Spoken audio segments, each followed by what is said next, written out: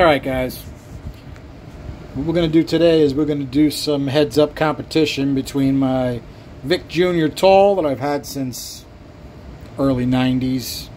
Used to run this on the Chevy with a set of bow tie cylinder heads on a 383 roller motor with a 900 CFM fuel injection. I ran it with a 2-inch spacer on it.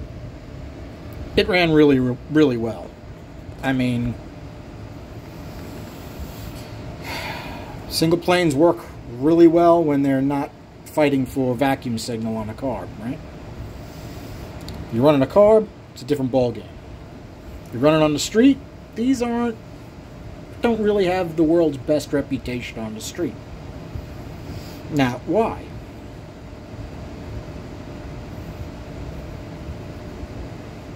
Maybe we'll leave that as a question. But you can't compare, well, you can. You can compare a single plane to a big dual plane, right? We're going to go heads up against these two bad boys. This is my done-up bow tie dual plane. Now, I was so upset that this thing on the Sportsman's went from 280 CFM to 220 that I went through the whole thing, and I put literally another half a day's worth of work into it. So we'll show how that worked out, and then we'll compare these two manifolds and see what we got. Alright, this sheet's a wreck, but I wasn't going to make up a new sheet.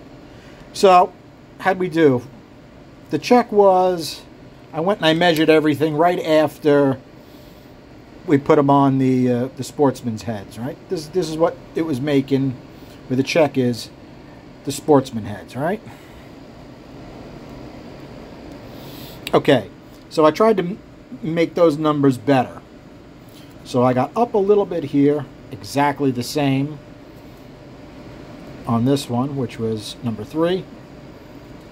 Went up a few CFM here, went up a few CFM here. Here we went up quite a bit, from 260 to 271. 256.7, 269 up. We did a real nice job here going 246 to 271.5. And here we actually went down a little bit. Okay, when I was testing, this was the runner I was testing last time when I put him on the Sportsman's. It flows 265.3, and the cylinder head at that lift flowed 280. Why did it go all the way down to 220? It's an interesting little test. How'd we do as far as balance? Last cut is only 15.5 CFM off from each other, which was better than the cut before that. And that was with the spacer. Third cut was the best as far as differences.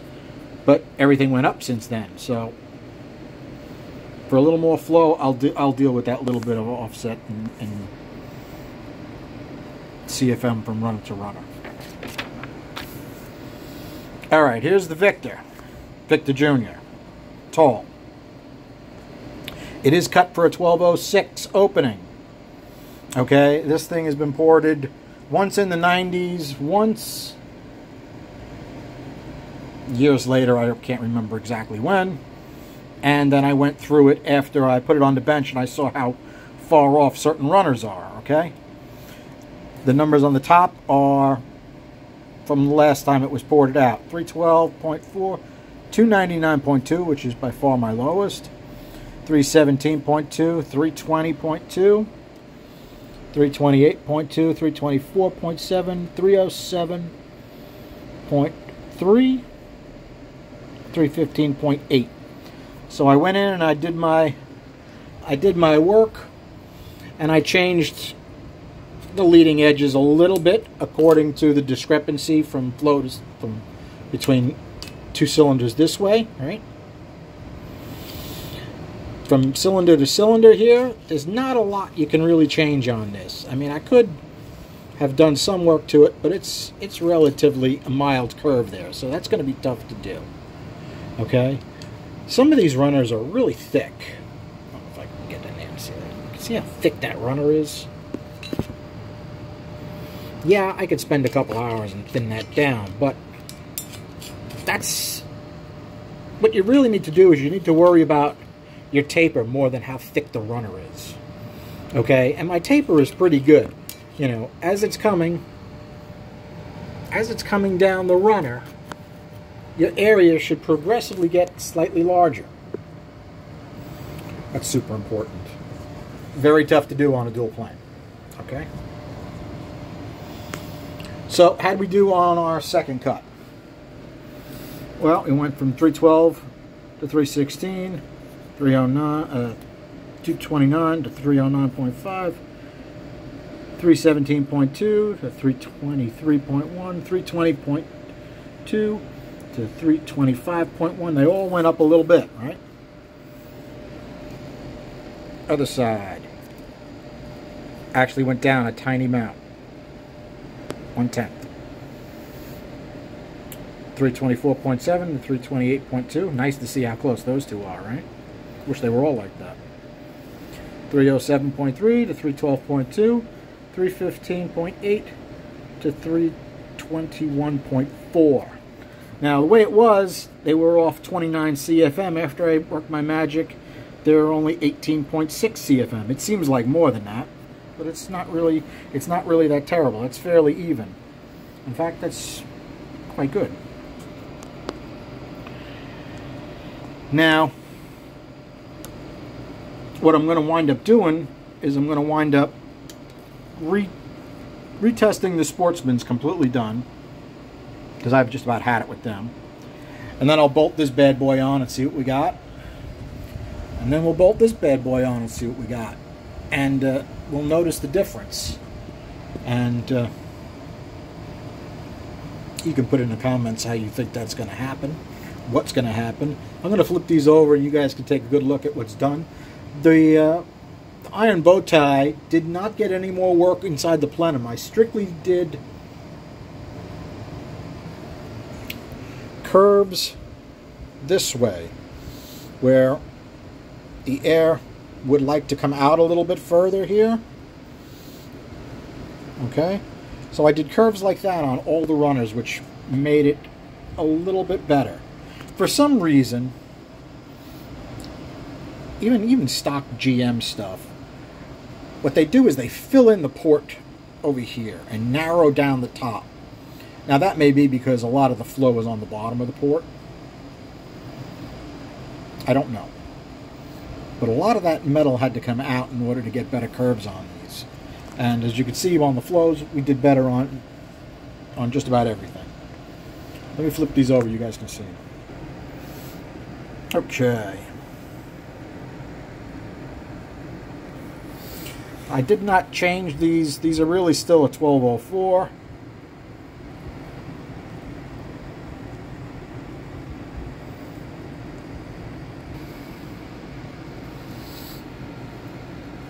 I did work on that boss a little bit. I brought it down. I widened it around it to give it a little more area, and that helped.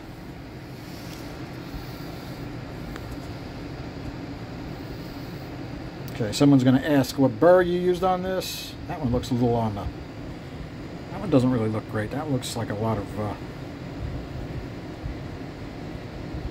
variations on that port. Let me show you the burr I used on this. Okay, I was using this on iron. You can see it does beat the burr up pretty hard on iron. But you can get a decent, except for this one. This one's going to need a little work. Everything else looks like I got a nice and smooth transition across everything. Alright, as far as this, take a quick look in the plenum. You can see down the port where you can only get so much from the top. It's got an extra 1 inch added to the plenum, so it makes it very difficult to get to the bottom of the plenum, even with a 6-inch burr. So you can see where the texture changes from one direction to the other direction as you have to come up the port versus cut it from the plenum.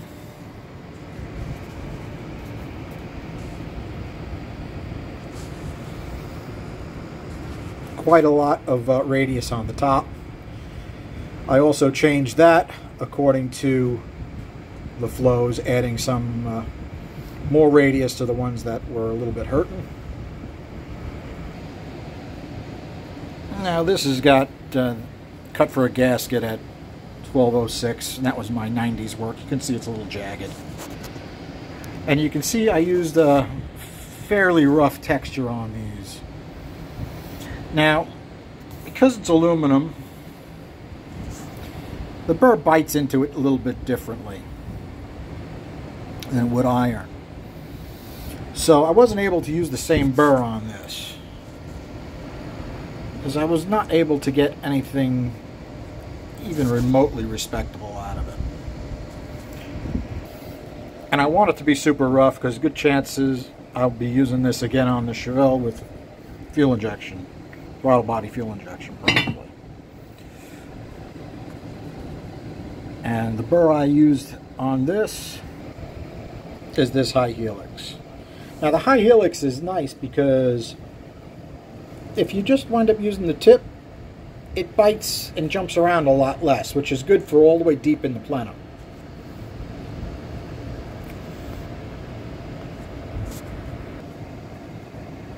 Okay, we'll give a quick look at a couple of these on the floor.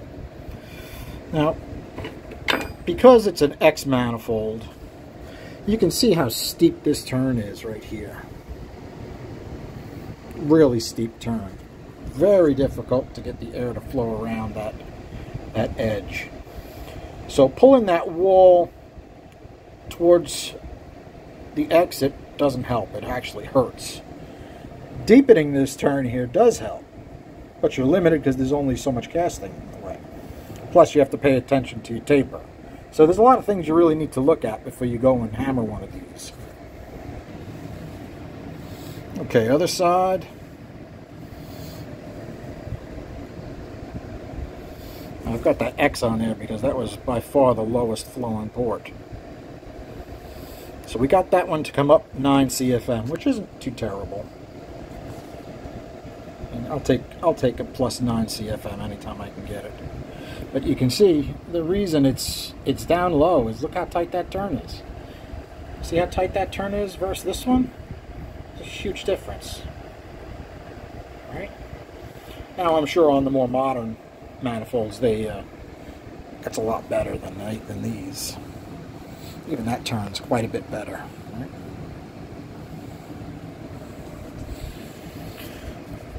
So, I mean, considering I think this was designed in the 70s, this manifold, it can still give you some decent numbers coming out. And like I said, I ran this for years, and it made good power. So as far as comparing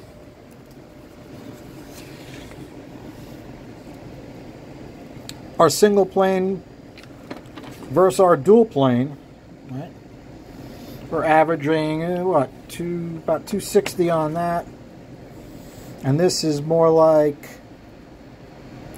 310 average.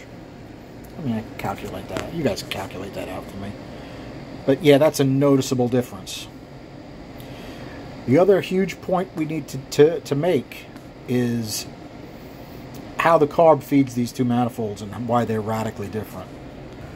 I'm sure I've gone over this before, but it doesn't hurt to go over it again. With a fully divided plenum, these 4 cylinders only see 2 barrels.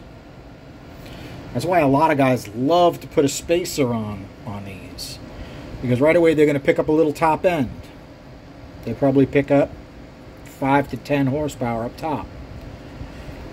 What they're not going to tell you is they lost more than that in foot-pounds of torque down low, because your carb is going to work more efficiently if it's got a harder signal to those boosters. Okay? I prefer, if I'm going to run a dual plane, now this dual plane is well designed, and especially after it's ported, this is no problem running 75, 100 RPM out of this. Now, how big a carb you're going to need to run? This can use a really big carb.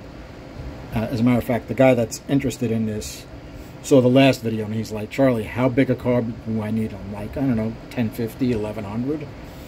Now, can you get one of them in a Holly bolt pattern? Yeah, you can. And if you really want to be be a wise guy, get an annular booster, because I prefer an annular booster. It takes care of the fuel a little better. Okay, now this, you're running a carb. First of all, the spacer gives a lot more area for the port to pull from. It gives it a better angle to pull from all 4 barrels. Okay, I run fuel injection. It's not looking for a pull signal. It squirts the fuel right in there. So at that point, you need a really rough surface to keep the liquid fuel in suspension. Alright guys, so depending upon how hot you're going to run, there's no comparison on a single plane and dual plane. Now, is that going to mean it's going to make you happy if you're running something on the street? Not necessarily. Not necessarily. You're going to run something like this, you're going to need more. There's a couple things you need, right? And you can go down the list. It really would like more compression, more cam, more stall speed, more gear. Right? Your gas mileage, forget about it. Actually, I used to do okay in the Chevy, but I was fuel injected. The whole Chevy combo was 383 roller motor, about 10.6 compression, a 2800 stall speed, a turbo 400, with only 342 gears. I used to be able to squeeze about 17, 18 miles to the gallon out of it on the highway, which isn't really terrible considering what it was. You know, that's a 900 CFM fuel injection. Now, I did run air fuel gauge, so I could actually see what I was running as I was driving, which was a big help. And that was early 90s. But if you're going for mileage, you can't beat a dual plane. Right? It's gonna be more efficient in the range you're gonna be running on the street. In fact, I would love to dyno these two on the same engine. I don't think this big single plane will make more power than this until 6,000 RPM or so. Maybe more. You guys can give me your input on that. Alright guys, I got back the GT40s from the machine shop finally. That's a long story, but I'm going to be doing them up and getting them out soon. They're actually completed. I just need to check a few things and put the studs and guide plates in them, and off they go. Alright guys, have a good night. Thanks a lot.